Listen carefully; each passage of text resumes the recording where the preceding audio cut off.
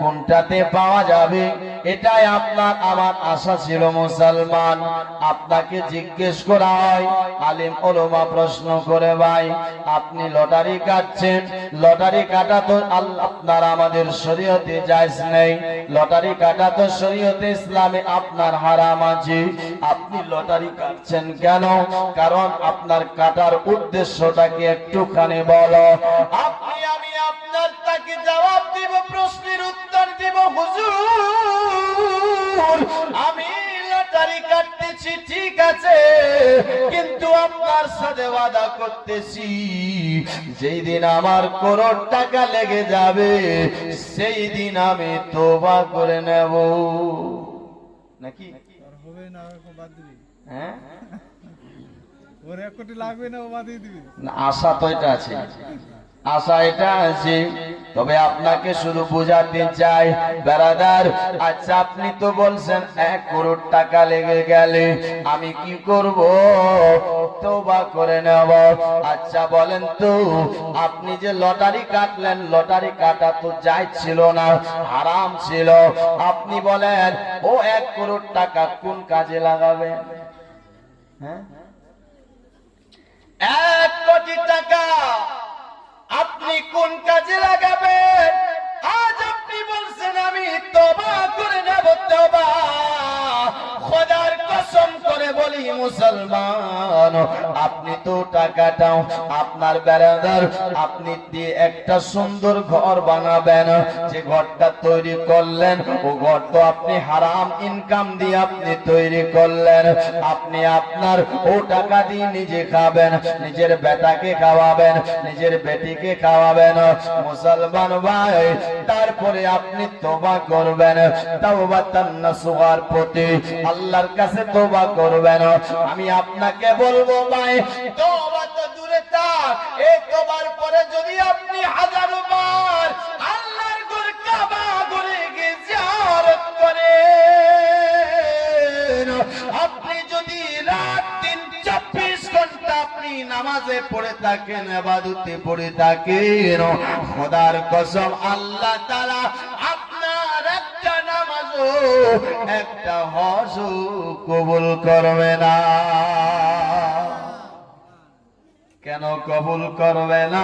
কারণ হলো একটাও, আপনি হারাম আপনার কামাই আপনার ঘর হারাম ইনকাম দিয়ে ঘর বানিয়েছেন আর হারাম খাচ্ছেন। মুসলমান, হারাম খেয়ে আপনি ইবাদত করবেন, কোনো কাজে লাগবে না। আরেকটা মাসলা শুনেন, হয়তো আপনারা শুনেছেন অনেকবারই, আজ দুনিয়ার বুকে মানুষ সুদের ব্যবসা অনেক করে।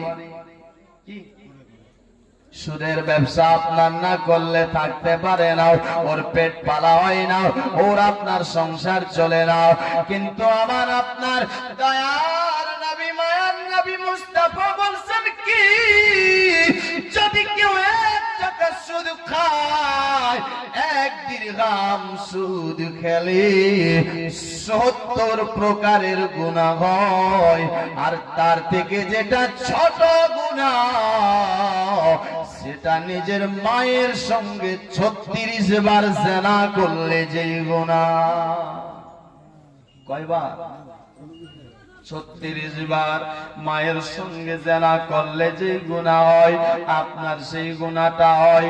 মুসলমান ভাই, একটা লোক সুদের ব্যবসা করে, কত লক্ষ লক্ষ টাকা সুদের ব্যবসা করে, একটা টাকা খেলে 36 বার যদি হয়, 100 খেলে 3600 বার হয়, 1 লক্ষ হলে 36 লাখ বার হয়। মুসলমান ভাই, একটা লোক যদি মায়ের সঙ্গে বারবার জিনা করার গুনাহ করে, মুসলমান আপনি বলেন তো আমার আল্লাহ কি ওই লোকটাকে মাফ করবে? ওই লোকটাকে ক্ষমা করবে? আমার আল্লাহ ওই লোকটাকে ক্ষমা করবে না, আমার আল্লাহ ওই লোকটাকে মাফ করবে না। আমি বলবো, যদি সবে কদরের রাত্রি, যেই রাত্রিটাতে ইবাদত করলে করলে 1000 মাসের থেকেও আফজাল সওয়াব রয়েছে। ওই মাসে ওই দিনে সবে কদরের রাত্রিতে ইবাদত করলেও আমার আল্লাহ মাফ করবে না, আমার আল্লাহ ক্ষমা করবে না। মুসলমান ভাই, এখানে আপনার প্রশ্ন হবে কি জানেন, যে শুধু খায় সে বলবে হুজুর আমি আপনার শুধু খেয়েছি, কিন্তু আমার মনে কোন যাচ্ছে আমি আপনার তওবা করব, আমি এখন আপনার আল্লাহর রাস্তায় আসতে চাই, আমি আর আপনার সুদ খেতে চাই না, আমি তাওবাতান নাসুহার প্রতি তওবা করতে চাই। হুজুর আমার কি মাফ হবে, আমার কি ক্ষমা হবে? হ্যাঁ বাবাজি, আপনারও মাফ হবে, আপনারও ক্ষমা হবে, আপনারও উপায় আছে, তবে তওবা করার তরিকাটা আলাদা আছে। তওবা করার তরিকা আলাদা আছে। আপনি এমনি তওবা করবেন, তওবা হবে না, তাহলে তরিকাটা কি? তরিকা হলো এটা যে আপনি যার কাছ থেকে সুদের টাকা নিয়েছেন, যতক্ষণ পর্যন্ত আপনি তাকে সে সুদের টাকাটা ফিরিয়ে দিবেন না, আমার আল্লাহ তাআলা ততক্ষণ আপনাকে মাফ করবে না। যতক্ষণ আপনি আপনার টাকাটা ফিরিয়ে দিবেন না, আল্লাহ ততক্ষণ মাফ করবে না। আপনি এখানে আবার প্রশ্ন করবেন, প্রশ্নটা কি? হুজুর আমি তো আপনার তওবা করব, আপনি বলছেন টাকাটা ফিরিয়ে দেন, কিন্তু আমার কাছে তো টাকা নাই, আমি তো এস মস্তিতে জিন্দেগিতে আপনার সব টাকা শেষ করে দিয়েছি, টাকা সব করিয়ে ফেলেছি, আমার কি উপায় আছে? আমি আপনার কি করব একবার বলেন। আপনাকে বেড়া ধার করতে হবে কি জানেন? আপনি যার কাছ থেকে সুদের টাকাটা নিয়েছেন, আপনাকে তার কাছে যেতে হবে, তার কাছ থেকে মাপ চাইতে হবে, হাত ধরতে হলে হাত ধরতে হবে, পা ধরতে হলে পা ধরতে হবে, যতক্ষণ ওই লোকটা মাফ করবে না, আমার আল্লাহ মাফ করবে না রে মুসলমান। কেন? হক হলো দুটা, হকুল্লাহ আর হকুল ইবাদ। একটা হলো বান্দার হক, আর একটা হলো আপনার আল্লাহর হক।